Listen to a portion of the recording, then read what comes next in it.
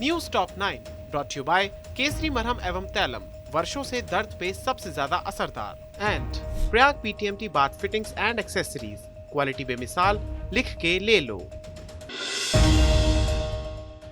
गोरखनाथ मंदिर की सुरक्षा में तैनात पीएसी जवानों पर हुए हमले की जांच तेज हो गई है।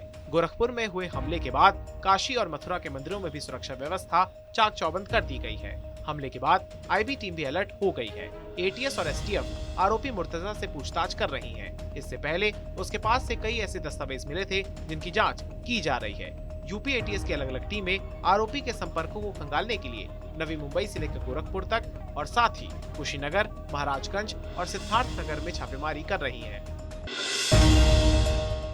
यूपी में बुलडोजर से अवैध निर्माणों को गिराने का सिलसिला जारी है। झांसी में पार्क की जमीन पर बनाई गई अवैध कॉलोनी पर, तो वहीं बरेली में बीएसपी नेता योगेश पटेल के बारात घर को बुलडोजर से ध्वस्त कर दिया गया और फिरोजाबाद में मंदिर की जमीन पर कब्जा कर चुके एसपी नेता शेखू हुसैन के अवैध निर्माण को बुलडोजर से तोड़ दिया गया है।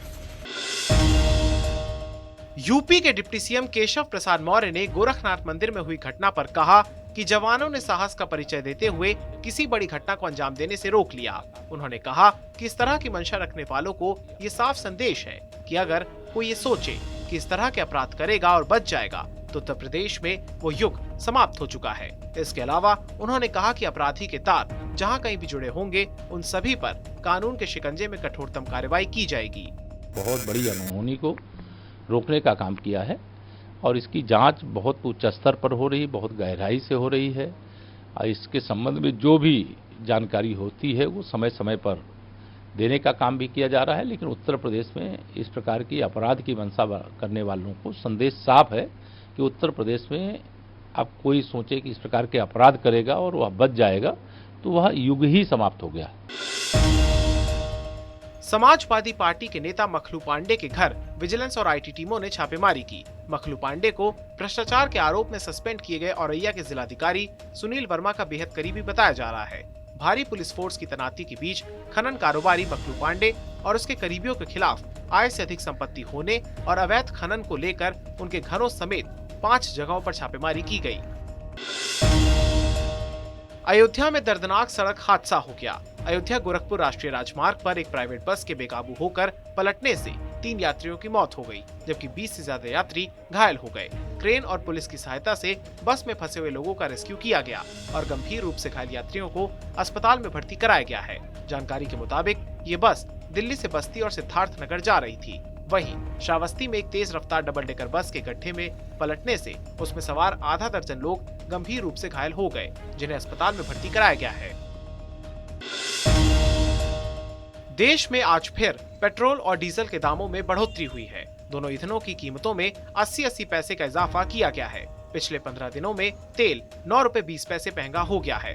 राजधानी दिल्ली में पेट्रोल 104 रुपए 61 पैसे प्रति लीटर और डीजल 95 रुपए 87 पैसे प्रति लीटर हो गया है। वहीं मुंबई में पेट्रोल 119 रुपए 67 पैसे प्रति लीटर और डीजल 103 रुपए 92 पैसे प्रति लीटर हो गया है। कोलकाता में पेट्रोल 114 रुपए 28 पैसे प्रति लीटर और डीजल 99 रुपए 2 पैसे प्रति लीटर हो गया है। तो वहीं चेन्नई में पेट्रोल 110 रुपए 9 पैसे प्रति लीटर और डीजल 100 रुपए 18 पैसे प्रति लीटर की कीमत पर बेचा जा रहा है। अभी तक जैसा पहले था, इलेक्शन के पहले हम देखें अगर 2-3-4 महीने पहले, तो उस समय पेट्रोल के दाम हाइक हुए थे। बट जैसे ही ये सारी चीज़ें होने लगी, जैसे इलेक्शन होने लगा और ये अब इसको चाहे पॉलिटिक्स कहा जाए या कुछ भी कहा जाए, क्योंकि एक गरीब तबके का जो आदमी है वो क्या चाहता है, वो अपनी भूमिगत समस्याएं ही देखेगा, वो बहुत ऊपर नहीं जा सकता है। ठीक है, अब फिर आप देख रहे हैं पेट्रोल के दाम फिर 104 रुपये समथिंग हो गए हैं। आज मैंने पेट्रोल डलाया, लेकिन मुझे ऐसा लग रहा है कि ये चीज़ें कहीं ना कहीं गरीबों को प्रभावित कर रही हैं। एक मीडियम तबके का आदमी हो या बिल्कुल लोअर नीचे चला जाए, तो अब क्या है कि कुछ चीज़ें नहीं सही हैं जिस पे सरकार को ध्यान देना चाहिए। यूपी के डिप्टी सीएम और स्वास्थ्य मंत्री ब्रजेश पाठक सामान्य नागरिक की तरह लखनऊ के केजीएमयू अस्पताल का निरीक्षण करने पहुंचे। उन्होंने ओपीडी और इमरजेंसी में भर्ती मरीजों का हालचाल जाना और अधिकारियों को अस्पताल की बदइंतजामी पर फटकार लगाते हुए सभी व्यवस्थाओं को दुरुस्त करने के दिशा निर्देश दिए। डिप्टी सीएम खुद मरीज के परिजन बनकर लाइन में लगे और उन मरीजों से भी बात की जो काफी देर से अपनी बारी का इंतजार कर रहे थे।